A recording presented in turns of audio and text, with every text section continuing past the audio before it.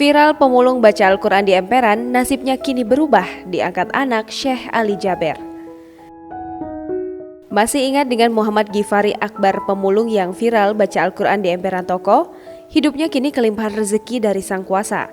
Masa-masa sulit Muhammad Ghifari Akbar sebagai pemulung kini berbuah manis dan penuh keberkahan. Bagaimana tidak, kini Muhammad Ghifari Akbar telah dijadikan anak angkat oleh pendakwah kondang Syekh Ali Jaber. Keteguhan hati Muhammad Ghifari Akbar membawa dan membaca Al-Quran kemanapun ia pergi, membuat Syekh Ali Jaber bertekad mempersiapkan dirinya menjadi imam besar kelak. Pertemuan haru Muhammad Ghifari Akbar alias Akbar dengan Syekh Ali Jaber ini terekam dalam tayangan program Safari Dakwah di TV One. Terlihat Syekh Ali Jaber memeluk Muhammad Ghifari Akbar. Bocah itu terharu dan seperti hari sebelumnya, dia kembali tak bisa berkata-kata.